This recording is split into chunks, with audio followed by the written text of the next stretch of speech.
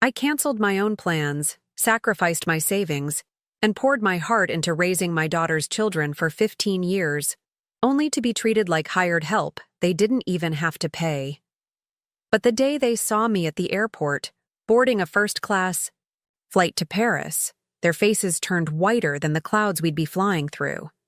They had no idea that while I was changing diapers and packing lunches, I was also quietly building a fortune they'd never see a penny of. Before we jump back, tell us where you're tuning in from, and if this story touches you, make sure you're subscribed, because tomorrow I've saved something extra special for you. I never planned to spend my golden years as an unpaid nanny. At 58, when most of my friends were traveling or taking up new hobbies, I was learning to change diapers again.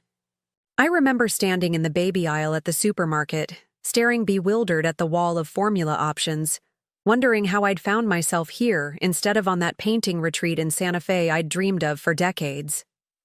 My name is Eleanor Winters. I taught 3rd grade at Oakwood Elementary in Providence, Rhode Island for 42 years. I loved every minute of it, the wide-eyed curiosity of 8-year-olds, the satisfaction of watching them master new skills, the handmade cards they'd give me at the end of each year. I'd carefully saved those cards in albums, planning to flip through them during my retirement, a tangible reminder of a life well spent nurturing young minds. My husband Stanley and I had planned it all so carefully. We'd live modestly, save diligently, and then enjoy our golden years together. He would finally have time for his woodworking. I would finally pick up the paintbrushes I'd set aside when our own children came along. We'd travel, nothing extravagant. Just the national parks we'd always wanted to see. Maybe a river cruise in Europe if we could swing it. But life rarely follows the plans we make. Stanley's heart attack came 3 days after my retirement party. It was quick, the doctor said. He felt little pain, a small mercy that did nothing to fill the gaping hole his absence left in my life. The house we'd shared for 35 years suddenly felt cavernous, every empty corner an echo of his missing presence. Our modest colonial-style home in Providence had 3 bedrooms, one for us, one for each of our children, Melissa and David. Both had left the nest long ago. Melissa to pursue her law degree at Boston University, David to join the Coast Guard before settling in California. After Stanley passed, I'd call David once a week, our conversations warm but brief. He had his own family now, twin boys who barely knew me except as the grandmother who sent birthday checks and Christmas packages. Melissa had always been more present, visiting every other month with her husband Craig, an ambitious management consultant whose career seemed to consume every waking moment of their lives. They'd married late, focused on building their careers first. I remembered the tense conversations when they'd visit. Melissa was already 35, her biological clock ticking louder each year. Craig wanted to wait until he made partner. I never intervened. It wasn't my place. So when Melissa called me that rainy April evening, sobbing with a mixture of joy and panic, I was caught off guard. "Mom, we're pregnant, with twins." The doctor confirmed it today. I clutched the phone tighter, tears welling up. "Oh, sweetheart, that's wonderful news." "I'm terrified, Mom. Craig just got that promotion we've been waiting for, the one that means relocating to Boston. It's everything we've worked for, but the timing. How are we going to manage twins and these new responsibilities?" I listened, as she poured out her anxieties, the 60-hour work weeks both she and Craig faced, the astronomical cost of childcare in Boston, the waiting lists for quality daycares that stretched well past a year. Neither of them wanted to step back from their careers, not after working so hard to build them. I had just put my house on the market. Stanley's medical bills, despite our insurance, had eaten into our savings more than I liked to admit. The plan was to sell, pay off the remaining mortgage, and buy a modest condo in Sedona, Arizona, near my sister Charlotte. She'd been urging me to move closer ever since Stanley's funeral. "The air is clearer here, Ellie," she'd told me. "The sunsets will inspire those paintings you've always wanted to create." and I could use the company. I'd even signed up for a 3-month art workshop in Santa Fe, paid the non-refundable deposit, and started packing up 40 years' worth of memories, deciding what to keep and what to let go. But hearing the desperation in my daughter's voice that evening, I felt a familiar tug, that maternal instinct that never quite switches off, no matter how old your children grow. What if I came to help out? The words left my mouth before I'd fully processed the implications. Just until you get settled and find suitable childcare. The relief in Melissa's voice was palpable. Mom, would you really? It would just be temporary. I promise. 6 months, maybe a year tops until we get on the waiting list for that good daycare program Craig's colleague recommended. Of course, sweetheart. Family comes first. I hung up the phone and glanced around my half-packed living room. Cardboard boxes labeled in black marker. Kitchen, books, Stanley's things. I picked up the framed photo of Stanley and me on our 30th anniversary trip to Niagara Falls, his arm wrapped protectively around my shoulders, his salt and pepper beard contrasting with the bright blue of the rushing water behind us. Looks like our plans are changing again, old man, I whispered to his smiling image. But I think you'd approve. The house sold quickly. The real estate market in Providence was heating up, and I made a modest profit. I called Charlotte to break the news, that I wouldn't be joining her in Arizona after all. Oh, Ellie, she sighed, disappointment evident even over the phone. I understand, but are you sure about this? You've put your life on hold for everyone else for so long. When is it going to be your turn? It's just temporary, I insisted, repeating Melissa's words. The twins will need me, and then I'll come to Arizona. Save a spot for me in that painting class next year. Charlotte wasn't convinced. Just be careful they don't take advantage of your good nature. You've always been too generous for your own good. I brushed off her concern. These were my daughter and son-in-law, not opportunists. They needed help during a challenging transition. What kind of mother, what kind of grandmother would I be if I chose painting sunsets over helping my family when they needed me most? I arrived in Boston a week before Melissa's due date, moving into their spacious guest bedroom in their newly purchased brownstone in Beacon Hill. The room was tastefully decorated in neutral tones, with a comfortable queen bed and an antique writing desk positioned beneath a large window overlooking the tree-lined street. It was lovely, but clearly designed for temporary occupants. No closet space, no personal touches, nothing that suggested permanence. We'll clear out some closet space in the hallway for your things, Melissa promised as Craig carried in my suitcases. Sorry about the cramped quarters, but we're converting the third bedroom into a nursery for the twins. This is perfect, I assured her, though I'd just downsized from a 3-bedroom house to a single room without even a dresser to call my own. I don't need much space. The twins, Emma and Ethan, arrived 2 weeks later, healthy but smaller than expected. Melissa's maternity leave was 12 weeks, during which I helped her navigate the bewildering world of caring for 2 newborns simultaneously. Craig took a perfunctory 2 weeks off before plunging back into 60-hour work weeks, often returning home after the twins were already asleep. The first year at the Boston office is crucial, he explained, loosening his tie as he microwaved the dinner I'd saved for him. I need to establish myself, show them they made the right choice in bringing me on. I nodded, understanding, but also noting how the burden of child-rearing was already falling disproportionately on Melissa, and by extension, me. When Melissa's maternity leave ended, the true nature of my role became clear. She'd managed to negotiate a 4-day work week, but those 4 days were intense, leaving the house at 7 a.m., often not returning until after 8 p.m. The temporary arrangement we'd discussed began stretching into something that looked increasingly permanent. We're on 3 waiting lists for daycares, Melissa assured me as the twins' first birthday approached. One of them has to come through soon. But none did. And then, During what was supposed to be a celebratory dinner for the twins' first birthday, which Craig missed due to a client emergency, Melissa dropped another bombshell. "Mom, remember how we said we wanted 3 children?" she said hesitantly, picking at her cake.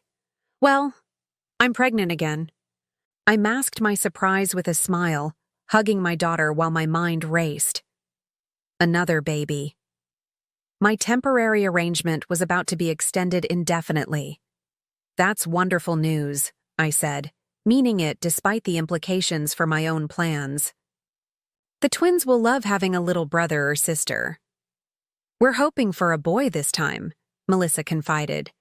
"Craig has always wanted a son to follow in his footsteps." Joey arrived 8 months later, a robust baby boy with Craig's chin and Melissa's eyes. By then, the twins were walking, talking, and entering the challenging toddler phase that required constant vigilance. My days blurred into an endless cycle of diapers, meals, naps, playtime, and cleanup, punctuated by school runs once the twins reached preschool age. "We couldn't do it without you, Mom," Craig would say, patting my shoulder as he breezed through the kitchen on his way to another late meeting. "You're saving us a fortune in childcare costs." Yet despite saving them a fortune, they never offered to pay me. Not once in all those years did either of them suggest compensating me for the work I was doing, work that would have cost them upwards of $60,000 a year for a qualified nanny to care for 3 children. My teacher's pension covered my basic needs, but there was little left for the comforts I'd worked so hard for over a lifetime of teaching. I'd given up my home, my independence, my retirement dreams, and in return, I got a guest bedroom that never quite became mine, even after a decade. The children, though, they were my joy. Emma with her precocious vocabulary and endless questions, Ethan with his gentle soul and artistic talents, Joey with his infectious laugh and boundless energy. I loved them fiercely, completely. I was there for their first steps, first words, first days of school. I bandaged scraped knees, soothed fears during thunderstorms, helped with science projects and spelling tests. In many ways, I was more parent than grandparent. Melissa and Craig were loving when present, bringing expensive gifts and planning elaborate birthday parties, but the day-to-day nurturing fell to me. I never complained. These children deserved all the love and attention I could give them, regardless of their parents' availability. Years passed this way. The twins entered elementary school, then middle school. Joey went from kindergarten to first grade, then second. My 70th birthday came and went with a hastily arranged dinner at a restaurant Craig selected, where he spent most of the evening answering emails on his phone while Melissa tried to keep the children from disturbing neighboring tables. When the twins turned 12 and Joey was 6, I gently suggested it might be time for me to find my own place. "But we need you more than ever now," Melissa protested, her brow furrowing in that way that reminded me so much of Stanley. "The kids have so many activities, and their schedules are impossible with our work hours. Emma has gymnastics 4 days. A week, Ethan joined the competitive chess club and Joey's starting travel soccer. We can't possibly manage without you." "I'm getting older, sweetheart," I reminded her gently. "I may not be able to keep up with 3 active children much longer." "Nonsense." "Mom, you're healthier than people 20 years younger," Craig interjected, barely looking up from his laptop. "Besides, where would you go? Housing prices have skyrocketed and your pension barely covers groceries these days. It makes more financial sense for you to stay with us." There it was. The assumption that my financial situation was precarious, that I couldn't possibly support myself without their charity of a guest bedroom and a place at their table. And perhaps most tellingly, not a single word about whether I might want something more from my remaining years than serving as their children's caretaker. What they didn't know, what I never told them, was that teaching wasn't my only source of income. My late husband Stanley, practical and cautious to a fault, had left me with more than just memories. During our 35 years of marriage, Stanley had worked as an electrical engineer for a small tech company called Microcom Systems. Not glamorous. Work, but steady, with decent benefits that helped put both our children through college without student loans. What no one in the family knew was that early in his career, he'd helped develop a crucial component for wireless communication systems, a type of signal amplifier that became standard in many devices. The company had been struggling back then, operating out of a converted warehouse in Providence. Instead of a cash bonus for the patent, they'd offered Stanley stock options.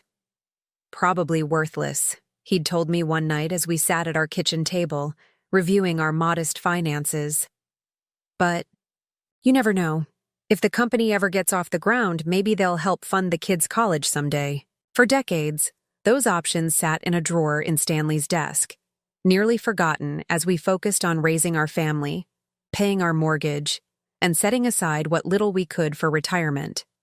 Microcom Systems was eventually acquired by a larger tech company, which itself was later acquired by a telecommunications giant during the tech boom of the late 1990s.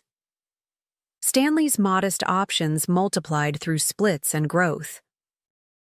He'd consulted a financial advisor after the second acquisition, an honest man named Martin Goldstein, who advised him to hold rather than sell. "This technology is just beginning its growth cycle," Martin had told Stanley. "If you don't need the money immediately, let it ride." Stanley never cashed out, convinced the value would keep rising. "This is your safety net," he'd told me during one of our last conversations before his heart attack. "Don't tell the kids. They'll just want to spend it on something foolish, like remodeling a kitchen that's perfectly fine, or buying a vacation home they'll use twice a year. Promise me, Ellie, this is for you, for whatever you want to do when I'm gone." I honored his wish. Even as I washed endless loads of my grandchildren's laundry, prepared their meals, helped with homework, and attended every school performance and soccer game, often alone because Melissa and Craig were too busy, I kept my growing portfolio a secret. Every month, I took a taxi to meet with Martin, telling the family I was attending a book club. Martin helped me diversify the investments, and over 15 years, my nest egg grew to a sum that would have made Stanley proud. The original Microcom stock options, along with prudent reinvestment of dividends and expansion into other growth areas, had created a portfolio worth just over $4.7 million. "You could retire to anywhere in the world with this," Martin told me during our last meeting, sliding the quarterly statement across his desk. "Multiple homes, first-class travel, whatever you want. You've been disciplined all these years, Eleanor. Don't you think it's time to enjoy the fruits of that discipline?" I studied the statement, still sometimes finding it hard to believe that my cautious, frugal Stanley had inadvertently made me, wealthy beyond anything we'd ever imagined. Possible. I thought about the guest bedroom that had been my home for 15 years, about the art classes I'd never taken, about Charlotte in Arizona, now suffering from arthritis and still asking when I might visit. "I'm thinking about it, Martin," I said, folding the statement and tucking it into my purse. "But the timing needs to be right." I nodded, but said nothing more. I wasn't ready to leave the grandchildren I loved, even if their parents increasingly took my presence for granted. That would change sooner than I expected. The catalyst came on a drizzly Tuesday in March, the kind of raw New England day that seeps into your bones. I'd been feeling unusually tired lately, the accumulated exhaustion of 15 years of childcare finally catching up with my 73-year-old body. That morning, while preparing breakfast for Joey before school, a sudden wave of dizziness washed over me. The room tilted alarmingly, and I grabbed the kitchen counter to steady myself, accidentally knocking a glass to the floor where it shattered. "Grandma, are you okay?" Joey's concerned voice seemed to come from far away. I tried to reassure him, but the words came out slurred. The last thing I remember before collapsing was Joey's panicked face as he reached for the phone. I woke up. In the hospital, the rhythmic beep of monitors filling the sterile room. A doctor with kind eyes and a clipboard explained that I'd suffered a minor stroke. Minor seemed an inadequate description for the terror I'd felt as my body betrayed me. But I was fortunate. There appeared to be no permanent damage. "You need rest, Mrs. Winters," she emphasized, adjusting my IV.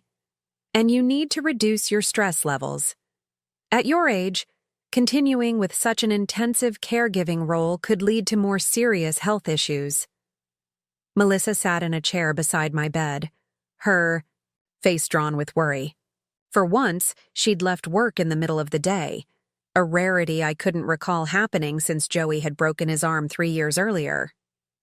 "Mom, you scared us half to death," she said, squeezing my hand. "Why didn't you tell us you weren't feeling?" "Well?" I tried to smile. "I didn't want to worry you. You and Craig have enough on your plates. The doctor says you need complete rest for at least a month," Melissa continued, her brow furrowed. "No childcare responsibilities, no housework, just recovery." "A month?" I echoed, my mind immediately racing to the logistics. "But who will take care of Joey after school? And Emma has regionals for gymnastics and Ethan's science fair." "Mom, stop!" Melissa interrupted, her voice sharper than intended. She softened immediately. "We'll figure it out. Your health comes first." I was discharged the following day with a prescription for blood thinners and strict instructions to rest. Craig picked us up from the hospital, unusually solicitous as, he helped me into the car. "Eleanor, we had no idea you were pushing yourself so hard," he said, glancing at me in the rearview mirror. "You should have said something." I didn't respond. What was there to say? That I'd been pushing myself so hard for 15 years while they built their careers and their wealth? That every time I'd hinted at slowing down, they'd reminded me how indispensable I was to their family machine? Back at the brownstone, they'd moved a television into the guest room, my room, and Melissa had arranged a stack of novels on the nightstand. "Everything you need should be within reach," she said, plumping my pillows. "I've taken the rest of the week off to get things organized." I thanked her, genuinely touched by her concern. Perhaps this health scare would reset our relationship, help them see me as a person with needs rather than just a convenient childcare solution. That illusion lasted precisely 4 days. On Saturday morning, I overheard Melissa and Craig in the kitchen, their voices carrying up the stairs as they thought I was still asleep. "The agency wants $35 an hour for after-school care, plus overtime for evenings when we have events," Melissa was saying, her voice tense. "That's over $3,000 a month just for the basics, never mind if we need extra hours." "What about your mother?" Craig asked. "The doctor said a month of rest, not permanent retirement. She's lived here rent-free for 15 years. Surely she'll be back on her feet and able to help out soon." "I don't know," Melissa sighed. "The doctor emphasized she needs to reduce her responsibilities. Maybe we should look at assisted living options." My blood ran cold at those words. Assisted living? I'd had a minor stroke, not dementia. I was still sharp, still capable. I just needed some time to recover. "Those places are expensive," Craig countered, "and we'd still need childcare. Look, your mom's been healthy as a horse until now. Once she recovers, maybe we adjust her responsibilities, hire someone to help with driving the kids around, or get a cleaning service, but we still need her here. Do you know what full-time live-in childcare would cost us in this city?" There it was again, the calculation, the cost-benefit analysis of my presence in their lives.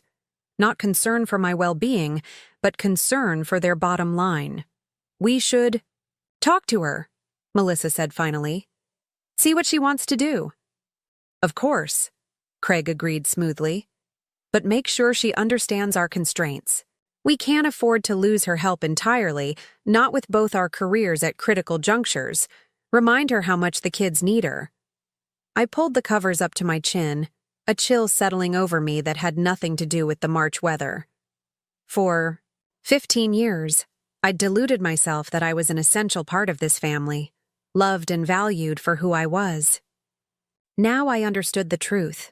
I was valued for what I provided: free childcare, a convenient household manager, an economic advantage. Later that day, they came to my room together, sitting carefully on the edge of my bed with practiced expressions of concern. "Mom, we've been talking about your health and what's best moving forward," Melissa began gently. "We're worried about you." "I'm already feeling much better," I assured them, forcing a smile. "The doctor says I'm recovering well." "That's great," Craig interjected, "but we need to think about the long term. You're not getting any younger, and this kind of health scare makes us realize we need a plan." "What kind of plan?" I asked, though I already knew. "We think you should continue living here with us," Melissa said, "but maybe with some adjustments to your responsibilities. We could hire someone to help with the more physical aspects of childcare, the driving, the shopping, some of the housework. But we'd still need you for the children," Craig added quickly. "They adore you, and nobody cares for them like you do." I looked at their earnest faces and realized they genuinely believed they were being generous. In their minds, allowing me to continue living in their guest room while reducing my workload was a kindness rather than the continuation of an arrangement that primarily benefited them. "I see," I said carefully. "And if I were considering other options? Perhaps getting my own place?" Their expressions shifted almost imperceptibly, alarm flickering across their features before settling back into concern. "On your pension?" Craigie said with a small laugh. "In this housing market, that wouldn't be realistic, Eleanor. Besides, the children would be devastated." "The stress of living alone wouldn't be good for your recovery," Melissa added. "Studies show that seniors who live with family have better health outcomes." I nodded slowly, not trusting myself to speak. They had it all figured out. The rational, logical case for why I should continue to serve their needs while sublimating my own. And on the surface, their arguments made sense. Boston was expensive. My teacher's pension, as far as they knew, was modest. Living alone at my age carried risks. But as I looked at them, my daughter and son-in-law, successful professionals in their late 40s, owners of $1 million brownstone and 2 luxury cars, employers of a weekly cleaning service and a landscaper, I felt something shift inside me. A lifetime of putting others first, of sacrificing my needs and desires for my family, crystallized into a single, clarifying moment of truth. They didn't see me, had never truly seen me. Not as Eleanor Winters, woman with dreams and desires of her own, but as mom or grandma, or most accurately, the unpaid help. "I'd like some time to think about all this," I said finally. "The doctor recommended I avoid stress, and making big decisions right now would be stressful." They exchanged glances, clearly relieved that I hadn't outright rejected their plan. "Of course, Mom," Melissa said, patting my hand. "You rest and recover. We'll handle everything else." After they left, I reached for my phone and sent a text to Martin Goldstein, my financial advisor. "Need to meet. Important decisions to make. Can you come to me? Not at my current address?" His reply came within minutes. "Of course. Name the place and time." For the first time in 15 years, I began to plan for myself, and myself alone. 2 weeks into my recovery, I was feeling stronger.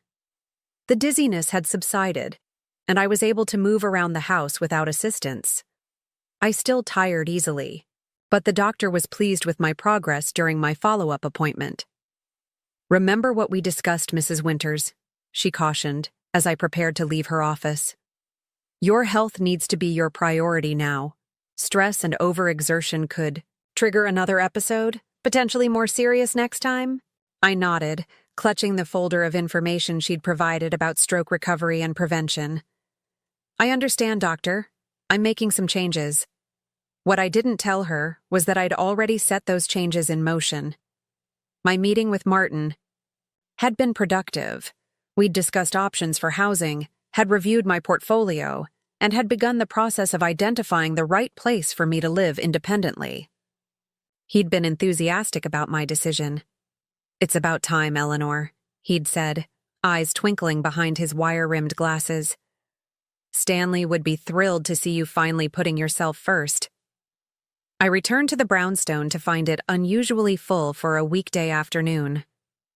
Melissa's sleek Audi was in the driveway, as was Craig's BMW. As I hung up my coat in the entryway, I could hear their voices from the kitchen, along with another I didn't immediately recognize. "Mom, is that you?" Melissa called out. "Could you join us in the kitchen? We have someone we'd like you to meet." I made my way to the kitchen, where Melissa and Craig sat at the island with a woman I'd never seen before. She was perhaps in her early 30s with a neat ponytail and a tablet in front of her. "Mom, this is Danielle from Golden Years Transitions," Melissa said, her smile too bright. "She specializes in helping seniors find the right care solutions." I felt my smile freeze on my face. "Care solutions? Mrs. Winters, it's lovely to meet you," Danielle said warmly, extending her hand. "Your daughter has shared what a crucial part of their family you are, and how they want to ensure you have the best possible support after your health scare." I shook her hand automatically, my mind racing. They'd brought in an elder care consultant, without consulting me, while I was at my doctor's appointment? "We've been discussing some options," Craig explained, sliding a glossy brochure across the counter toward me. "Parkview Assisted Living has an excellent reputation. Independent apartments, but with staff available if needed, daily activities, transportation services, all the amenities." I glanced at the brochure without picking it up. "I see. It's really more like a resort," Melissa added quickly. "Beautiful grounds, a library, art classes. You'd love the art classes, Mom. And you'd have your own apartment, not just a bedroom like here." "The social aspect is wonderful for residents," Danielle chimed in. "Studies show that isolation is one of the biggest health risks for seniors. But at Parkview, there's always something to do, someone to talk to." I looked at the three of them, their expressions a combination of expectant and concerned. They'd clearly discussed this thoroughly before I'd arrived, had mapped out my future without any input from me whatsoever. "And how much does this resort cost?" I asked, though I already had a suspicion about where this conversation was heading. Craig cleared his throat. "It's an investment in your well-being, Eleanor. The base rate is $5,200 a month for a one-bedroom apartment, but there are additional costs